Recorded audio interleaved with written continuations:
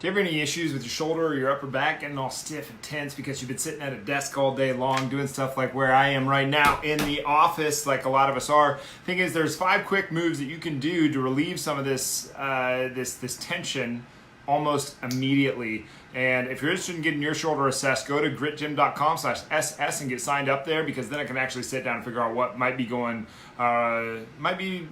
kind of an issue from an alignment standpoint, from a stiffness standpoint, from a mobility restriction standpoint, or from a stability and activation standpoint. Because if that shoulder blade sits too low, the collarbone's going to sit too low. We really need about 60 to 20 degrees or more of upward rotation or of elevation to this thing. Otherwise, it's going to put a lot of pressure on that blood vessel and that nerve right there, and it's the beginning signs of thoracic outlet syndrome, where you get pain down the front of the shoulder, back of the arm, numbness in the fingertips. And you'd be amazed how many times all we have to do is get that serratus anterior and that posterior tilt of the shoulder blade to upwardly rotate and to elevate, and everything goes away, which is some very standard movement quality type exercises. Now, what are the 5 moves and how can you use them? Well, we're going to concentrate on 3 different referral spots of pain, and then we're going to mobilize the shoulder just a little bit, just standing here, just sitting here, right? Now, you can do this all from your office. It's going to take less than a minute when we actually go through it. So what we're going to do, we're going to find this muscle right up front here. This muscle, the sternocleidomastoid, the SCM. Okay, so we're going to find that. We're going to put fingers on the back side of it and on the front side of it. We're going to go down to those fingers, slightly press, and then we're going to look up and away, exhale. So we're not pushing on this thing, trying to like force it into submission. This is a delicate spot. This isn't like a quad or a hamstring. Be a little nice here, but put some pressure on it. Inhale, exhale, inhale, exhale. Okay, we're going to do that 5 times. Now you're going to go about an inch back to the scalene right here. Again, very, very gentle. This is a delicate muscle. This is not a quad. This is not a hamstring. This is a neck. Be careful here. So put a little pressure on there, not a ton. Look up and away, exhale. Look up and away, exhale. Referral pain from these, from the shoulder, back of the arm, down to the fingertips, okay?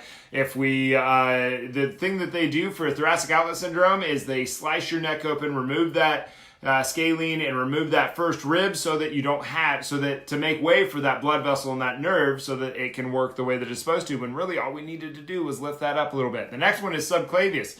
Subclavius, find your collarbone and your sternum. So find your sternum and then find your collarbone, and we're going to kind of go right in between that. Put 2 fingers on there and just go back and forth along there underneath that clavicle right there. Okay, this isn't a very big muscle. Again, do not dig into this thing. Be fairly gentle.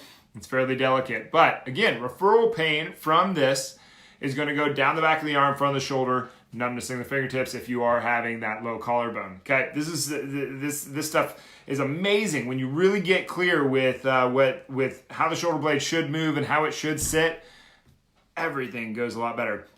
The 4th one, okay, what we're going to do, we're going to find that collarbone. We're going to trace that collarbone out to the end where it kind of meets into your shoulder here. Okay, what you're going to do, and I find this works better with the middle finger. Okay, we're going to dig up in underneath that collarbone. Okay, we're going to try to get to that coracoid process, and from here we're just going to take that arm out in front of us, and we're going to lift the arm up and down while we're putting pressure into that coracoid process. A lot of things attach here, but the main one that we're really going for is that pec minor. Your lat and your pec minor are going to pull the shoulder down and forward. They're going to internally rotate, depress, and pull that and anteriorly tilt that shoulder blade. What do we need the shoulder blade to do? We need posterior tilt and a little bit of elevation so that serratus anterior can do what it's supposed to do, and it kind of is like a suspension bridge. One is pulling this way, but this one is so much stronger than the other one pulling this way. We need to make that backside a little bit stronger, a lot bit stronger, and your shoulder's going to feel a lot better. Okay, the last one, we're going to just mobilize a little bit up top. Okay, what we're going to do, we're going to interlock the fingers, put them on top of the head, not behind. Don't be pushing on your neck.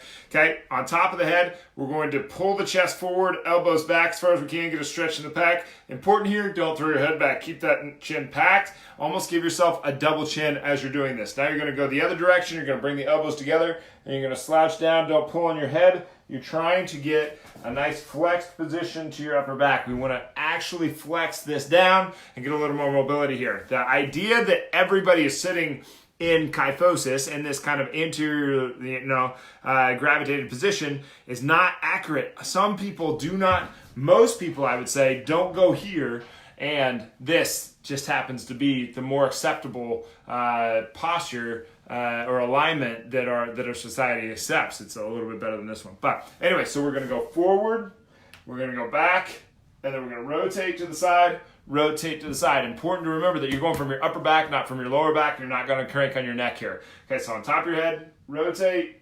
rotate, flex, extend, rotate, rotate, flex, extend. All right, and that's just trying to get a little movement in the upper back, but I think that when you find you do these 5 things, you work on that neck just a little bit, you work on that sternocleidomastoid, you work on that scalene, you work on that subclavius, you dig into your pec minor up through here, and then you get that thoracic spine rotating and moving a little bit better, you're probably going to feel better. You're going to have some tension release up here. Your shoulder's going to feel a little bit better. Don't go cranking on this thing too hard, but what do we know about the shoulder is that it is this amazing joint that is just floating out here in space, and our body has somehow found a way to stabilize it, only that we're just trashing it day after day after day, because if we don't have enough thoracic rotation, then our rib cage can't do what it's supposed to on top of our spine, then our shoulder blade can't do what it's supposed to on top of the rib cage, and then the shoulder blade can't deliver the arm to the